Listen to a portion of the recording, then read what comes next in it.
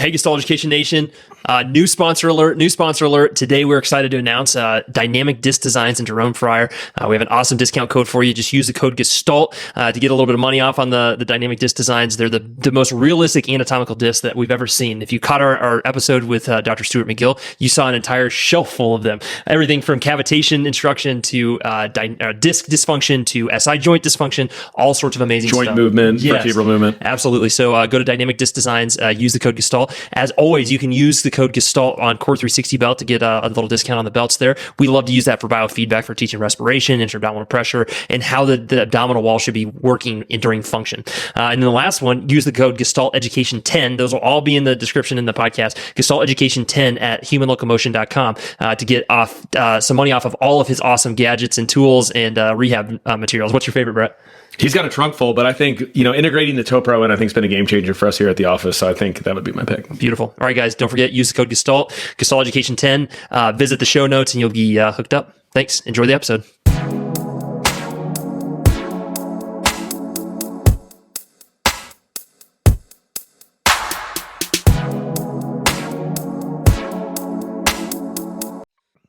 All right, everyone. Welcome to another episode of the Gestalt Education Show. Today we are in Casa de Winchester here in Troy, Missouri. Brett, you had to show off your new living room. You just got it done. It looks beautiful in here. So thanks for hosting us. Cheers. Got a little bit of wine. Tom was afraid he was going to spill it on your brand new couch, and so he put it over there. But, well, if you recognize this man, if you're watching on the YouTube or his voice, Dr. Tom Michaud he's been on this podcast a lot. He is like our freaking racehorse at this point. Hard to imagine coming back. Someone say abuse. Yeah, it's something. But the day's not over. We are Tom's here in town for the annual Motion Palpation Institute Gait course. Tomorrow it starts. It's Brett, you, Tom, and then also Mark King. And it's a great weekend, one, because we get to see Tom, obviously, but then it's a great weekend for collaboration between the three of you. Three different kind of approaches in assessing and how gait really impacts the assessment and the treatment, and maybe three different kind of lenses even that you look through it. Yeah, so it's been an amazing course. I think gait is kind of, we call it the lost art of gait analysis, because in school you learn like Parkinsonian gaits and you learn like these gaits that you're never going to see, but there's a really good chance that all of us would benefit from getting our patients up off the table, watching them walk, move, lunge, and you can get a lot of information from all those things. So we started it. I don't know how long we've been doing it. Maybe this is 15 years. And it's always a great weekend, because I feel like at the end of the weekend, it always makes me want to watch my patients walk more, right. And there's so many things. And really what it ends up being is more of like a lower extremity seminar. And I think that's what makes it really special. And you obviously have Tom, who's the expert in the world in lower extremity, everything. Yeah. And then function. You have Mark, who does obviously the joint play manipulation piece, and then I'm more like the rehab part of it. So I feel like it's a really good mix of a bunch of different things. So and it's actually evolved even with the three of us. We had Gary Gray with us last year, and we got some special guests for next year. I think Courtney Conley's committed to being at our gait course. And I think it's, as always, it'll be a great weekend. Love it. All right. Well, let's get on to our topic today. So, Tom, you just finished. How many months did you say it took you to put? At least 4 months. I reviewed about 600 articles and culled it down to 100 articles, where I wanted to look at what predicts a fall in some way. The probability of falling, 1 in 4 people over the age of 70 falls annually. And if you fracture your hip, 25% of them are dead in less than 6 months. 50% never get back to their prior level of function. And a lot of it is preventable. They have done multiple studies that have shown that simple strengthening exercises can make a big difference. So there's strength, flexibility, agility, and balance. And so there's 4 subcomponents. So what I did was I took all of the literature, I looked what tests have been done that have been proven to correlate with falls and what interventions fix that. So I made a series of 14 different tests. They take about 30 seconds to a minute to do. You can do some of them, you can do all of them. And then based on how they do, you do interventions that target their weak points. If they've got problems with flexibility, limited ankle dorsiflexion, for example, you take an iPhone, put it on your goniometer, and have someone do a gastroc stretch. If they don't go 34 degrees, they're more likely to fall, because as the leg is behind them, they shorten their stride, and then they become a little apropulsive. And a study out of Iran showed that 4 60-second stretches decreased fall rates in older people. And the tests are simple. One of them is the anterior fall envelope. You just have a person stand up and lean forward. I use a laser scanner. I put all the links at the back of the article to the products. It costs $60. You press it once at the start of the test, and then you say lean forward, do it in front of a wall so they don't fall. Then you press it twice. If they don't go 4.5 inches, they're highly likely to fall. Mm-hmm. The best predictor of a fall, most falls happen at the initiation of gait. So, and it's because when you lean forward, when your body's straight, your toes control your anterior fall envelope. So you do that toe dynamometer. You got to get 10% under your great toe, 7% under lesser toes. Super easy. But then quad strength, interestingly enough, with all the research that I went through, calf strength was calf and toe strength far and away the best predictors of falls. But quad weakness was a predictor of falls downstairs. And quad weakness is assessed with that sit to stand test. You have a patient sit in a chair, cross their arms. You say stand up 5 times. And they have to be able to do it in less than 12 seconds. And if they can't do that in 12 seconds, they're highly likely to fall because of quad weakness. And lateral step-ups, things like that, are just really easy to address. They're safe exercises. They're easy exercises. And because you're just going through a 4 to 6 inch step up, even people with knee arthritis, and knee arthritis is predictive of falls. Yeah, I mean, I noticed you didn't say glutes. I mean, because the one that you would really be thinking about is glutes. So what'd you find as far as? Well, that's a great question. And I spent like I usually do, I spent way too much time going into something that really hasn't been correlated with falls just because I found the research so fascinating. Hip strength is important. Once a fall is initiated, hip strength is important to stop you from falling. And some studies have shown that hip strength protects against lateral falls. But what I found when I was researching was a paper that came out in 2023, Avery et al. They showed that in the last 3 million years, our femoral neck angle has gone from 90 degrees in Lucy to 135 degrees to better handle the forces of bipedality. And that rechanneled force through the neck. And I tell people, think of a branch there you're building a tree fort on or something. You wouldn't build it on a branch that came out 90 degrees. You'd build it on a branch that was going up 130 degrees because it would have more compressive force on the bottom.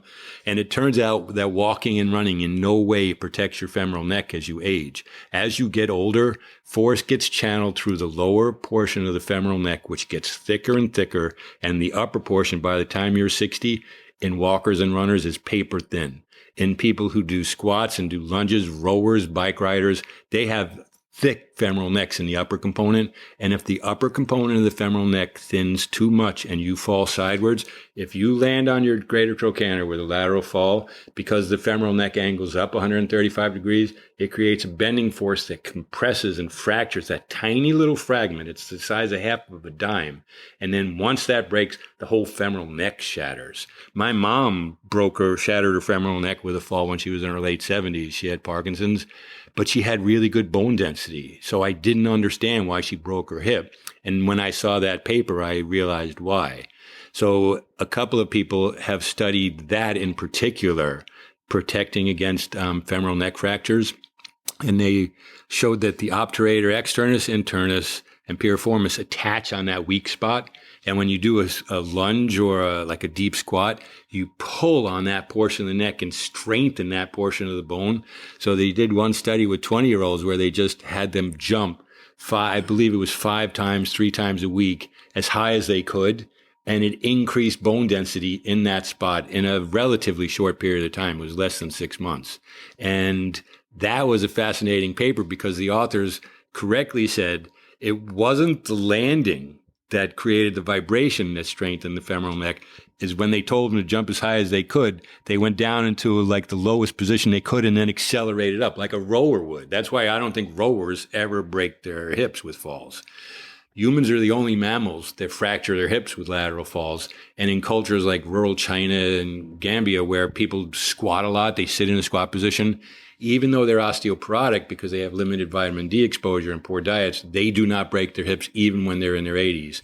It's just us. Yeah. So I came up with a series of exercises like a lateral step up, curtsy step ups that target those muscles with low loads on the knee. Because in one study where they took people over 65 and they wanted to protect them from falls, they had them do squats and stuff, but they got hurt. So they then switched out. They also showed you build peak bone density. And this is the part that's hard about the paper that I just wrote. If you have a bunch of 20-year-olds do these hop exercises, they will build a lot of bone fast because their osteoblasts are active, everything's functioning. They did one.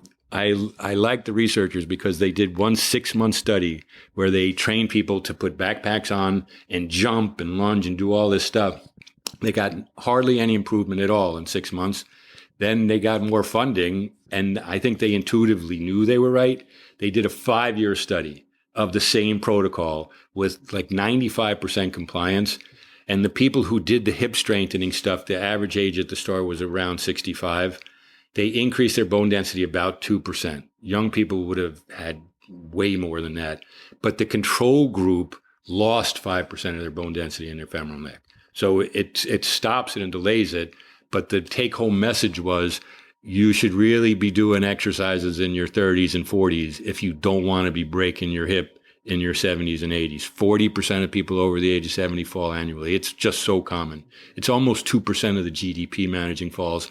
And one of the major factors is right now 1 in 11 people is over the age of 65 in this country. And in another few years, it's going to be 1 in 6. And the number of falls is exceeding the growth of the older population. So it's not just that they're getting old; they're getting old, but falling at higher rates because we're getting weaker. So some of the other tests that other people came up with that I liked. Agility is predictive of falls, and all of these things aren't just to prevent falls. It's to make you, as you're my age, like still be agile. And a simple test of agility is get a 6-inch platform, set a timer, say go up and down, do 8 steps on that, and you've got 10 seconds, and you time them. And that's a metronome at 192. So it's a fast test. Like 25% of the population will fail that, and it predisposes them to fractures. So the intervention that I came up with for that was set a metronome on your iPhone. All these things you can do. Set a metronome, put a 6-inch platform in front of a wall in case you lose balance, set it at 130, and time your steps to 130. If you did that, the next time, set it at 140. Your goal is to do a metronome at 192. And people do it. And I like that test because it was nice, quick, and easy. The other test, and we talked about it last time, was decreased proprioception because the cutaneous receptors in your skin, just like you don't hear as well, you have four. Yeah, you have four cutaneous receptors in the bottom of your feet, and as you age, it takes 70% more pressure to stimulate them. It's like being hard of hearing, and without those receptors, and they're all located under the lateral side of the foot to protect against lateral falls. You are way more likely to fall. When they study fallers versus non-fallers on center of pressure studies, the fallers move laterally too soon. And because they don't have awareness of it, they don't use their peroneals to bring them back. So the test for that, and I didn't know it until I started researching this, you take a 256 cycle per second tuning fork, you have the patient while they're up, lying face up on a table, put the butt of the tuning fork on the heel. Say, do you feel it? And you give them 3 chances. And one time you'll deaden it so that it's not vibrating. If they're wrong 2 out of 3 times, they're highly likely to fall because they have impaired cutaneous sensation. And that's where I use those balance buttons to do that. But Brett and I were talking about it today. Balance protocols are really helpful with fall prevention, but some great research shows that endurance strengthening of the calf muscles stimulates circulation and improves balance more than balance exercises do. And the reason for that is when you do endurance exercises, you stimulate circulation of the muscle, which stimulates circulation of the muscle spindles, so you know where you are in space. And that's why the test after that is the heel raise metronome test. You set it at 60 and say, how many can you do? Someone in their 60s should be able to do 20. You know, I like to see people in their 60s doing 30, and it's easy to do. So, strengthen their toes, increase endurance, pay attention to sensation. And then the other ones we talked about was limited ankle dorsiflexion. Limited dorsiflexion, less than 34 degrees on weight bearing, predicted injuries. And easy to fix. That study out of Iran, 4 60-second stretches. And then the other one Brett and I were talking about was limited inversion, eversion. You bisect their calcaneae and you invert as far as it can, take a number readout with your foam goniometer, and then evert. If they go less than 25 degrees, if their foot hits a cobblestone while they're walking, and this is true for 40, 50-year-olds. If their foot hits a cobblestone, if the subtalar joint only goes like 6 degrees, it can't move any farther, so the knee goes in valgus and they go to the ground. So with that, I do that 20-10 rock board. I just have them do the rock board, all easy protocols. So I just made up a series of tests, primarily things we just talked about. And then depending upon what they fail, you check the interventions on the next page. So the protocol the interventions, no one wants to exercise, especially people who are 70-year-olds and non-exercisers. But they've done some great research that shows that non-exercising 70 and 80-year-olds, if you give them the low load, high repetition stuff, they're compliant. And the improvements are so fast. And that's what I liked about this test, because people will see the numbers that they get. And the trainers who I've been working with, Leisha Whitlock is in Boston around me. She works with a lot of older athletes, older patients. She says when you measure like hip rotation, toe strength, those 10-second balance test, they know they did poorly and it motivates them. One of the tests is the 10-second balance test. I don't know if you're familiar with that. You just have people who are over the age of 60 stand on one foot, eyes open. You say you got 10 seconds to balance. 20% of the population who are 63 and over cannot do that test. That was a better predictor of death than hypertension, cholesterol, everything. And the author said this should be a part of every physical examination. It takes 10 seconds, 1,700 people followed for 7 years, 83% correlation with mortality. And really easy to do. And for that, I do the protocols that I do on all these people are protocols that I've used on athletes for the last 40 years. So like when I get a professional NFL player, I'd put them on that Michaud protocol. You just put them on an AirX balance pad and with eyes open, say Michaud protocol, you stand there on one foot for a full 5 minutes. I made a softer foam pad that collapses more. So there's more action. So I have them do it in 3 minutes because 5 minutes is too long. And easy, the improvements are unbelievable. And then I'll use the toe pro for toe strength and for calf flexibility, but you can do anything to do it. And then the agility, the lateral step-ups I like, and the hip, the curtsy step-ups, really simple. And then hold, relax stretches. I put in all that research on prolonged stretches. If you hold a stretch for 60 seconds, it adds sarcomeres in series, makes the tendon stronger. One study of volleyball players found in 12 weeks they had 20% increases in jump height, like crazy. And it's all just tendon resilience. And it's easy to increase tendon resiliency with the prolonged stretches because they're a pain in the neck. Like that protocol was stretching each muscle for 15 minutes. I dropped it down to 4 minutes because no one's going to want to do it. And then if you pass most of the tests, you just got to target your weak spots. I mean, some people, if they have the hip strength, they've got toe strength, they've got a good anterior fall, but they just have limited ankle dorsiflexion, all they got to do is 4 minutes of stretching a day. And you can do a minute in the morning, minute in the afternoon, super easy. So it was fun going through that. It was a lot of work, but I'm retired now, so I got plenty of time. What about using T-scores as an audit? Would you be confident enough in the protocol? I would use T-scores, but I don't personally think that osteoporosis, like you just want to stop people from falling. Mm-hmm. And when lack of T and Z scores, like having good bone density doesn't protect you in the femoral neck. Good point, yeah. So like they'll look at Ward's triangle, and Ward's triangle is fine in these people. They're not looking at that upper pole where the greater trochanter joins the superior femoral neck. So yeah, like I'll always look at the T-score, just like low vitamin D correlated with falls. There were so many things I didn't put in. I put it in the beginning of the paper where I said falls are complicated, they're multifactorial. Hypertensive drugs, strongly correlated with falls, especially when they're changed. Mm-hmm. Antidepressants are correlated with falls. Every pain medication is correlated with falls. Low vitamin D is correlated with falls. And the one that I left off, and we were talking about it before, is a overpronated foot. is strongly correlated with falls. People with excessive pronation, with flat feet, are twice as likely to fall. And the reason for it, I was surprised by that data. And Hilton Men's did that study, and then a big fall facility place in Boston did it. They took all the Framingham Heart Study data. They took like 1,700 people, and they wanted to see what correlated with falls, and they measured arch height with like techniques that are valid. And high arch people, I thought they would fall because of impaired cutaneous contact with the ground, but they didn't. And I think it's because their first metatarsal is so plantar flex, because they have a high arch, that they bear weight under the first med head really well. So when they do the anterior fall movement, because they can bear weight under that spot, they don't fall. But a low arch person, their rear foot everts, the first metatarsal dorsiflexes, and peroneus longus now has a horizontal angle of approach, so it can't pull down. So if you look at the wear pattern of someone's foot who's a pronator, big callus under the second, and I think the lack of force beneath the first MTP and beneath the hallux is the strongest predictors of falls, and that's why the pronated people fell. So the pronated people, I put varus posts in, those peel and stick varus posts we talked about.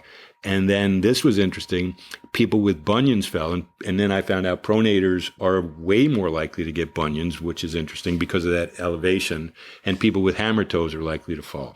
And you can't, if someone has hammer toes, they can't strengthen on the toe pro because it's too aggressive, because it's curled down. So I just take a yellow TheraBand, put it under their heel, forefoot, raise up the second through fifth, and just have them push down to fire it, and then have them put a toe crest on.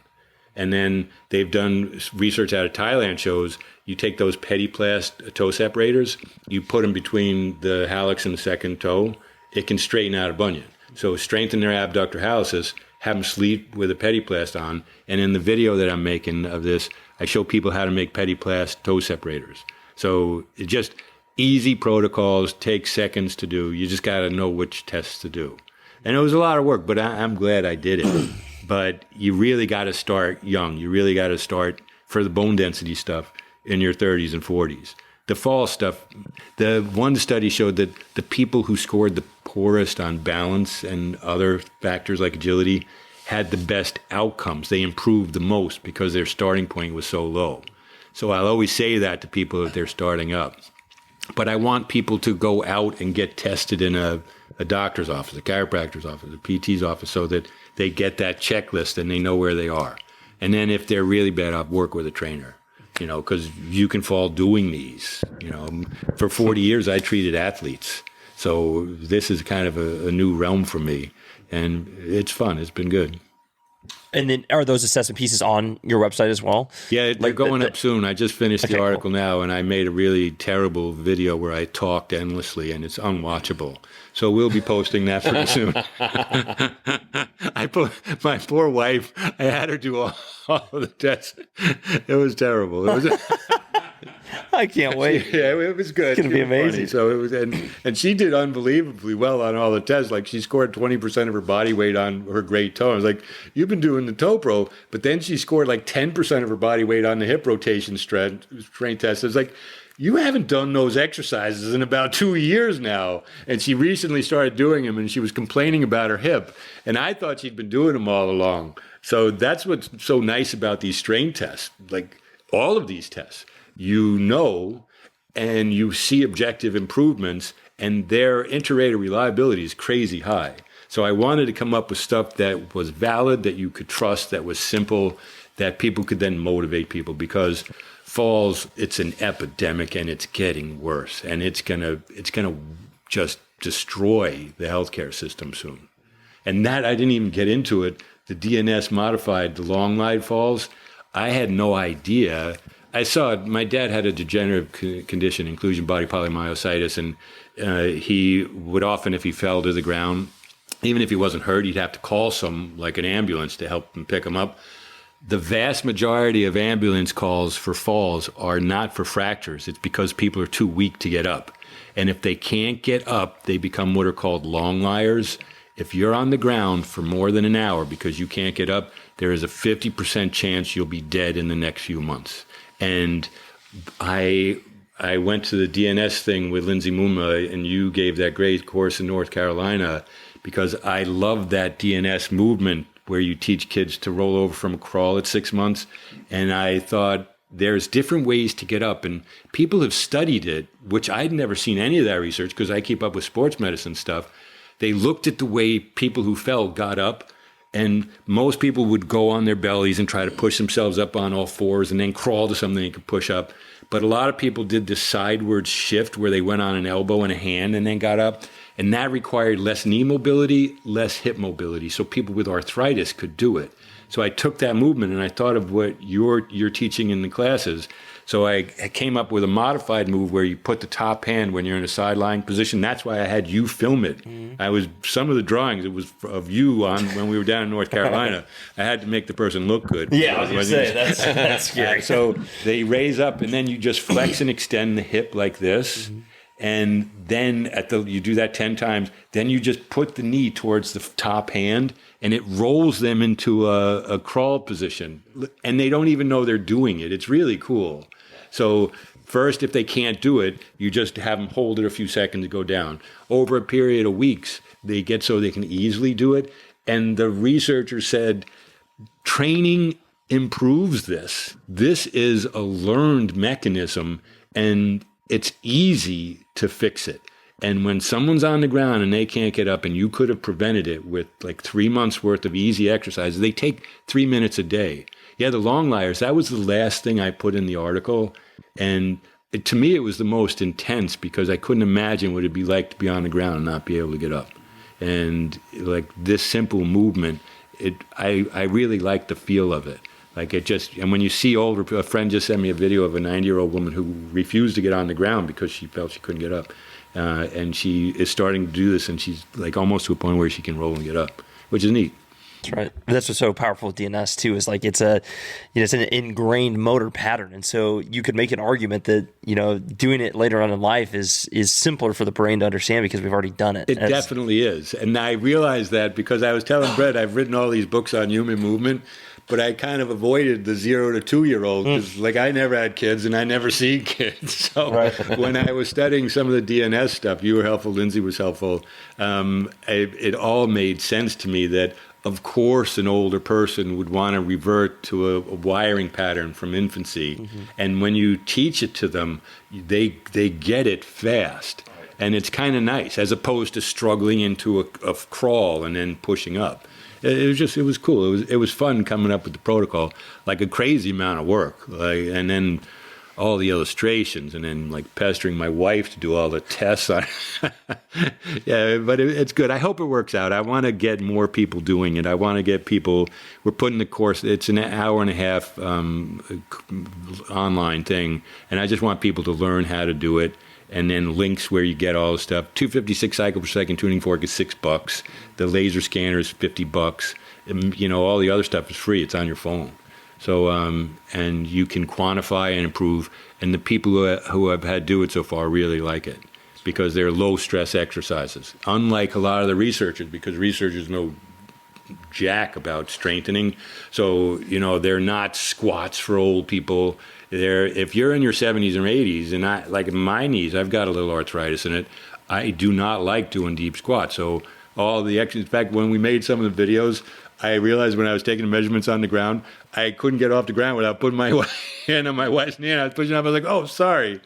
So it was, they're low stress exercises with high returns. Love it. Yeah. How often do they go through the program daily? 4 times a week for the strengthening. That's if they fail certain tests. So it's 4 times a week for the strengthening. But I made the balance stuff daily because that McHugh protocol it's 3 minutes on each foot. And I didn't put it in the study, but a paper just came out because I didn't want to make it too complicated. You know how you strengthen your right side, 10 to 15% of your cortex doesn't cross over. So if you strengthen your right arm only, your left arm gets 10 to 15% stronger because those nerves learn how to fire the muscle. Someone just published a paper, and I'd seen it previously. I talked about it in human locomotion. If you do balance only on one side, there's 100% transfer to the other side. That was from a paper in 2010, and someone just redid it and got the same results. So they said that balance is stored in a portion of your cortex in your right cortex, which I want to look that up because to me it's more cerebellar and vestibular. It was more complicated than that. But the end result was if you only do your balance exercises on one side, you'll improve on the other. So I was but you see, when you're going back and forth like that, you're not just improving proprioception, you're improving strength. And the research showing that when you get blood flowing, and I talked about it in it briefly, again, I didn't want to make it complicated, people with diabetic neuropathies and with peripheral neuropathies, when you do endurance exercises, it stimulates nerve growth factor, it stimulates circulation of the nerves, and they improve. And there's only been a few pilot studies, one in Australia, Karen Mickle did it, where she had people with peripheral neuropathies do strengthening, and the outcomes are unbelievable. And you guys are in practice. When you get the peripheral neuropathy patients and then spinal stenosis patients, they're hard to get better.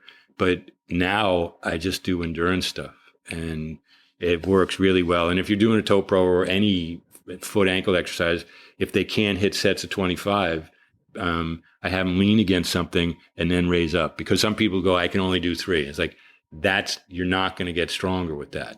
And like 1 set to fatigue can increase strength a little, but 4 sets increases circulation, increases capillary bed formation, all the stuff you need to improve balance. Is there any correlation in the research you've done on spinal stenosis predisposing you to fall risk? Because when you said the 256, because you do that test for spinal stenosis. Yeah, the lower extremity review had me do a write-up years ago after a paper came out showing that people with spinal stenosis, if they cannot feel 256 cycle per second tuning fork, they're 4 times more likely to get their ankles replaced. They get massive arthritis because the impaired sensation, it's, like a Charcot's joint. It's like a leprosy almost, where they can't feel it. So because they can't tell where they are, the joint's moving too fast and it becomes unstable and breaks down.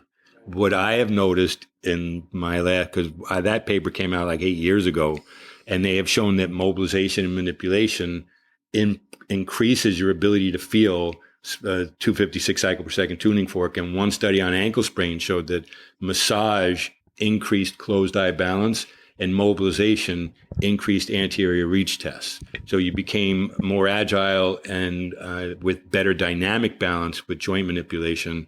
And with massage, it stimulated cutaneous receptors. So I tell people, get those foam rollers, under my desk, I have those wooden wheels. I just roll my feet over just to kind of wake them up a little bit. But then endurance exercises, you stimulate circulation. But anyone with stenosis, I take that 256 and I put them on it. And if they don't feel it, I get very aggressive with calf strengthening and toe strengthening. And they love it because they feel it. They start walking better. Their stride length increases. That's why I'm doing a study of this. I just bought that gyroscope that Microgate sells. It tells center of pressure within like 1,000th of a degree. So I'm putting on people at the start and the end of a 12-week study. And then I'm doing the Optigate to measure their stride length, and then force output with vertical jumps. So you can measure in milliseconds from when the heel leaves the ground and the forefoot leaves the ground, how long they're in the air. And it's extremely reliable, really accurate. So I'm trying to get 30 people to do a 6-month study to see the effect. And I know it's going to be unbelievable. What if they then, they've done the program for 3 months and now they're passing all the tests.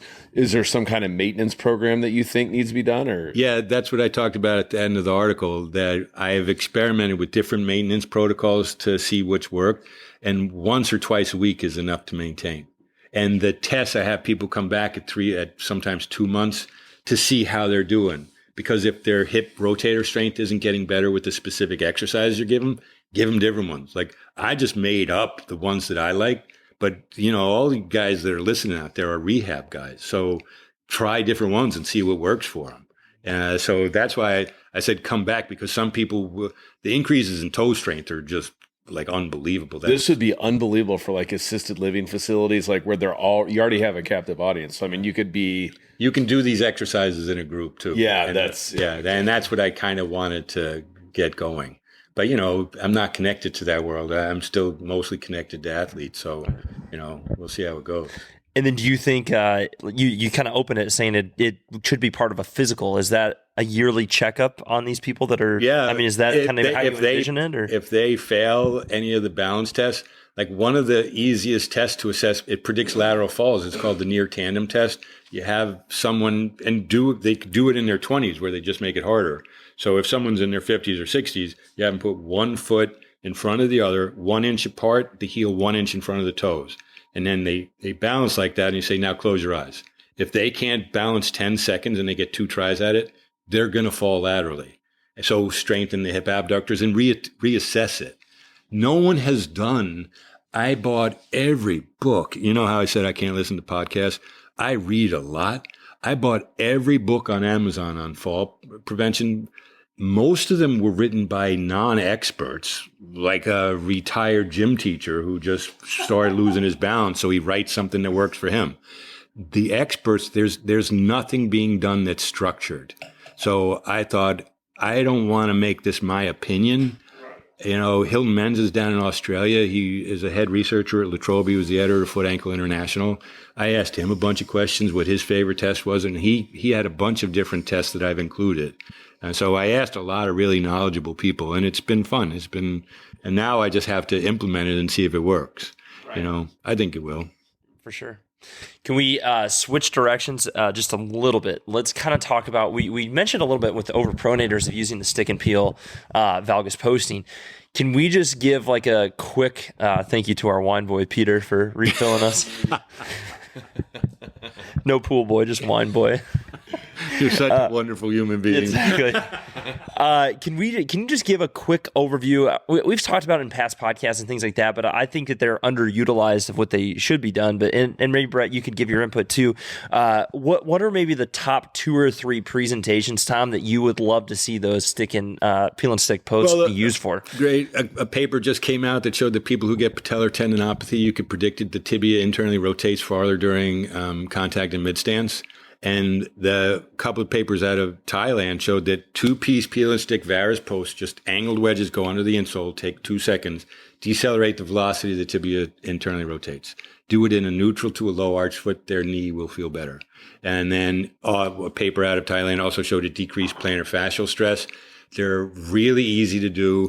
I recently switched manufacturers, so I was able to get it for a more reasonable price. So I'm going to drop the price on those things so that chiropractors and sports medicine PTs can have them in their office, like 100 of them. So you just want to be able to throw it on. It takes 2 seconds. And that was based on the research showing that orthotics cause 17% atrophy. If you support the arch too much, there's a trend away from supporting the arch because arch deflection is needed to strengthen the intrinsics. But at the same time, a wedged medial surface decelerates the velocity and the range, which can be harmful. Well, I think too, I mean, and you showed me this years ago, you know, I think we were all taught from, you know, Inman where, you know, we looked at the subtalar joint kind of like a mitered hinge, and we kind of just believed that, you know, subtalar motion in the coronal plane was a direct correlation into internal tibial rotation. And what you used to talk about was, you know, you think that, you know, overly pronated foot would be sending a lot of transverse plane rotation to the tibia. But what you said was that it's basically 8 degrees of internal tibial rotation in a stiff cavus foot or a hypermobile foot. So basically it's like a self-regulating mechanism. Yeah. See, like that, because we always debated that, you know, and you just assume that the high arch cavus foot, that there was no internal tibial rotation. That was McClay's work. Yeah, that was good stuff. So, I mean, that's nothing new on that. That's still... No, one of the slides in tomorrow's lecture is the mitered hinge analogy is wrong. I mean, they've shown that the ankle axis has like a vertical component to it. It's constantly moving. It's so far from being a hinge, it's ridiculous. So nothing new on that, except when you sprain your ankle, once you overstretch the anterior talofibular, then the talus spins medially and causes medial symptoms that people think is tib posterior, but it's just the medial talar dome hitting the articular surface of the medial malleolus. And that I also treat with varus posts, even in neutral footed individuals. Tom ran me around the tennis court today, but on the way coming from that, you said something really amazing today. I point blank asked you, I said, are you ever really now anymore posting the forefoot? And never say never, but you said hardly ever. Yeah, I don't. Which, I mean, I think that makes life a lot easier for all of us. Yeah. It simplifies everything. And a friend who's a great podiatrist in Australia, we talked about it years ago. He said, if I see a foot has a tendency to go this way, I'll put a medial wedge on it. If it goes that way, I put a lateral wedge on it. But we had also talked about outcomes with varus posts are unbelievable. Varus posts are for pronation. They lift up the medial side. The outcomes with valgus posts for medial knee arthritis are less predictable. So a lot of people will use a post under the lateral side of the foot because then when the foot hits, the tibia abducts, which gaps the medial joint. So a couple of studies out of Japan showed that valgus posting, 5-degree valgus posting, lessened medial knee pain in people with arthritis as much as high tibial osteotomies, which they cut a pie-shaped piece out of the bone and repin it. But subsequent research, I see good results, but not this is going to be a home run. When I put it in, I'll say, try it. It might work. And that's why I want to make these things so that they're more affordable. Well, and then you said, you didn't say it exactly this way, but I'm putting words in your mouth. If you're looking at a pie chart, 95% of the posting you're going to be doing is going to be a rear foot varus post. Yeah. If you have that high arch cavus foot, then that might be the time when you're using a rear foot valgus post. And I also think it just acts as a proprioceptive tool. I wrote an article on that for Dynamic Chiropractic years ago. You put a 25-degree wedge in someone's foot, NIGS research, the preferred movement pattern, you put a 25-degree wedge in someone's foot, they will pronate the same range. And what's the latest thought on if we do a varus post? Are we slowing down the angular velocity of pronation, or are we actually stopping pronation, or does that not even matter? It does, and I've been surprised by the recent research. I would have guessed it just decelerated the velocity, but it lessened the end range, it decreased the velocity, it decreased tibial rotation. So it did all the stuff that an orthotic does. It doesn't change it a ton, like just small amounts, but I think that it works by increasing proprioception because they feel a little more pressure and cueing proneus longus to stabilize the medial forefoot possibly, maybe by stimulating cutaneous receptors under the heel. And another thing you said today that I thought will help a lot of people out was that, I was of the belief that, if you look at a rear foot and you see like valgosity in the calcaneus, that you would use rear foot posting there. But then if you see falling in the medial longitudinal arch, then we would continue, or we would think about maybe using like an arch support. But what you said today that I thought was really interesting, you said that even if someone has a dropped medial longitudinal arch, you're still using a rear foot varus post, and you might not be doing anything to support the medial longitudinal arch. That's the research that I'm going to go over tomorrow. There's been some debate lately where people say pronation doesn't matter, arch height doesn't matter, and they reference a few poorly done studies, one by Nig, where he showed no connection between arch height and foot motion. And what he did was he measured height of the arch with a caliper. So he went under abductor hallucis. So if someone had a thick abductor hallucis but a neutral arch, they were classified as a low arch. It was a terrible study. It got referenced in the New York Times, and it caused a bunch of researchers to say, quit looking at arch height. But then other researchers re-quantified. They measured arch height on the top of the foot. They correlated to X-ray findings, the declining of the first metatarsal. The shape of the arch predicts the location of injuries, the frequencies of injuries. But where the research got confusing was that some pronators get injured and some don't. And what they showed was that weak pronators, people who pronate a lot, who have weak feet, are going to get injured a lot. And I used to say that I used to treat a lot of Kenyan runners, low arch, but you look at their arch and they have an abductor hallucis that's the size of a cigar. And a strong pronated foot is no more likely to get injured than anybody else. So choose your poison. Like if someone you look at their foot, if they have atrophy of the intrinsics, an over-the-counter or a custom orthotic, varus posting, and strengthening. But you really need to look at strength, and that's what people aren't looking at. If you take a pronated foot with a tight medial gastroc, limited ankle dorsiflexion, and weak intrinsics, their foot would be destroyed over time. They would never participate in sports, and they would be constantly injured. And that's what a bunch of orthopedic researchers showed. They showed the kids with hypermobile flat foot can't jump as high, can't run as fast, get injured way more often. But if they're strong, they don't. Well, I think too, I mean, I asked you too, I said, Is there anything more than the toe pro that needs to be done? I mean, of course, you can make it as complicated as you want, but it sounds like, in your opinion, we can just put these people on a toe pro program, and Toe that pro would is be the enough easiest, but it doesn't target tib posterior enough. So a lot of times I'll do, that's what we talked about, transverse plane strengthening for tib posterior.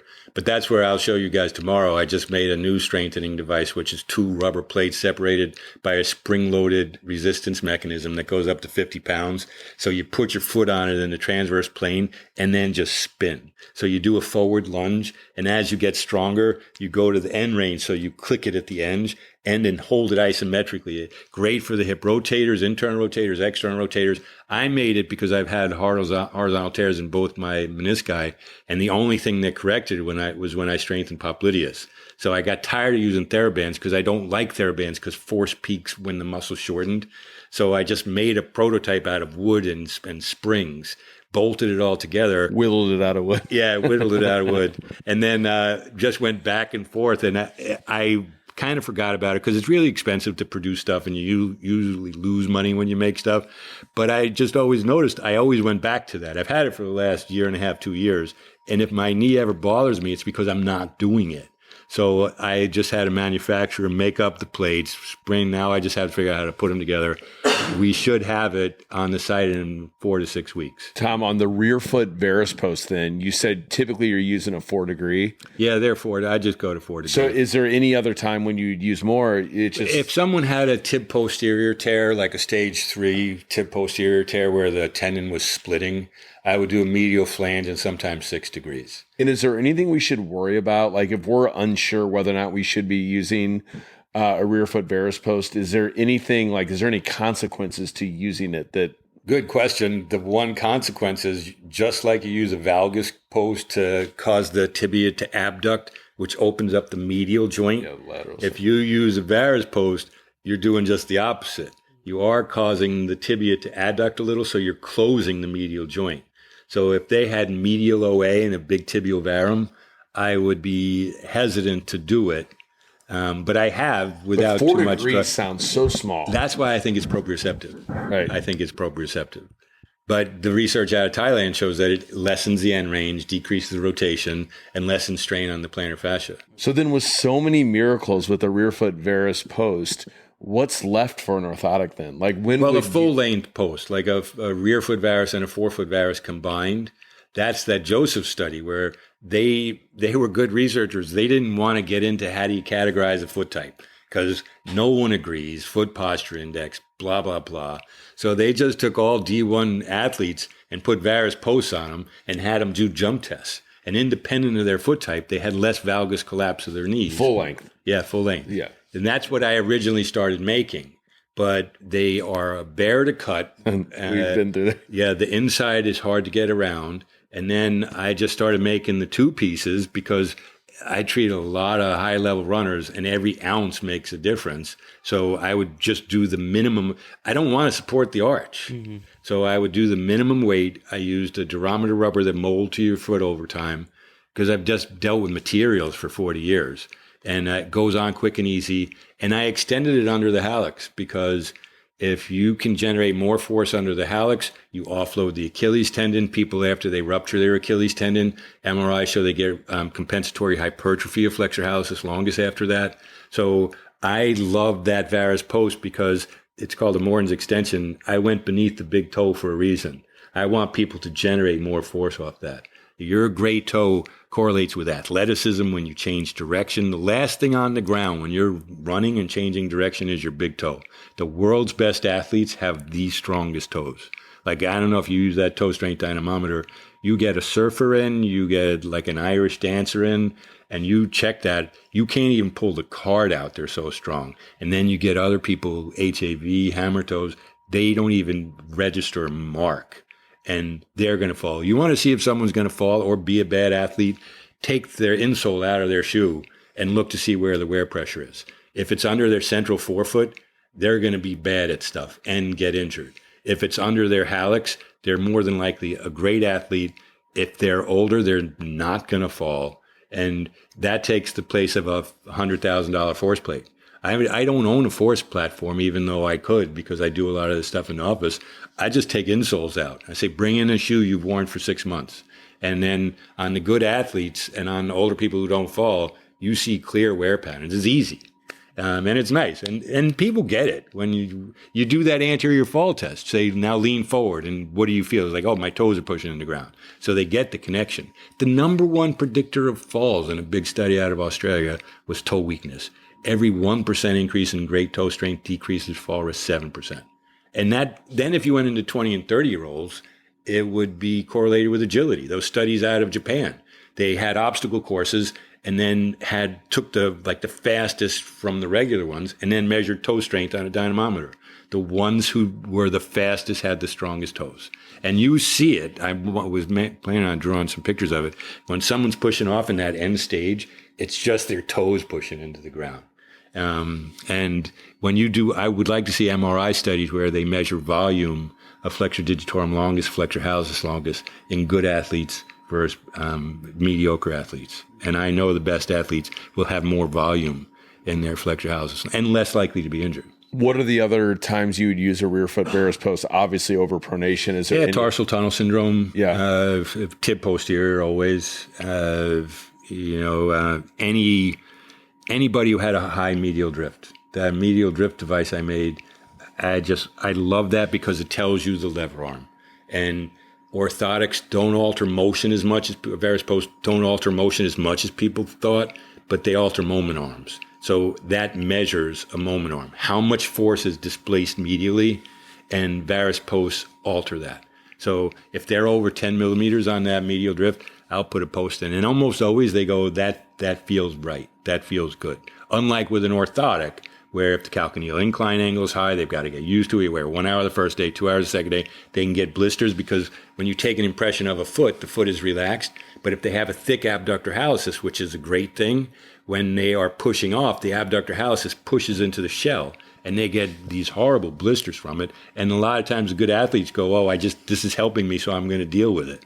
So, you cannot predict how much the arch will deflect, and a thick abductor hallucis is a contraindication. If you had a new patient today and you saw overpronation or whatever you saw, would you still run them out with treatment and then go to that next step? Or are you so confident they need a rear foot varus post that you're not even going to do a trial of care with treatment? You're still going to treat them, I understand. But would you just day one put the rear foot varus post in? Probably not if they were strong.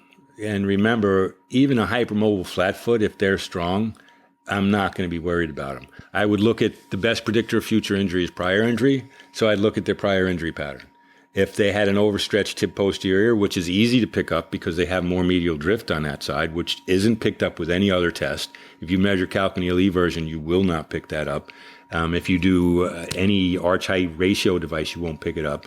But the medial drift device picks that up in a second. I would absolutely use it if they had a prior injury on the medial side. And that's what McClay showed. She made that arch height ratio device where she measured the height of the foot at the 50% mark, divided by the length of the first med head. It exactly predicted x-ray measurements of foot architecture. Then she looked at injury patterns. People who went too far in, flat-footed people, got plantar fasciitis, medial knee injuries. People with high arches got lateral ankle sprains, lateral injuries. So if someone came in and they were an overpronator who were strong and they had an IT band problem, I wouldn't do anything. Or if they had medial knee OA, I would be hesitant to use a varus post. You only want to do an intervention if it's justified. And to me, a tendency for a specific injury, weakness, and especially if they have limited ankle dorsiflexion. That Di Giovanni showed if you measure the flexibility of the ankle when the knee is straight, if they're limited there, the heel leaves the ground, they are 5 times more likely to fracture metatarsal. They're going to get hurt. All 4 foot, like metatarsal. All 4 foot stuff. HAV, Morton's neuroma. We always say, when in doubt, give them dorsiflexion exercises. Exactly. And that's where the prolonged stretches, because I used to be frustrated with them because I did shorter protocols. Then I saw the prolonged stretch routine, and like the pros that I see, I gave them the full to duplicate that study. So it took like 12 to 14 minutes of stretching. I try to get them to do both legs at the same time, and you stretch to the point of discomfort.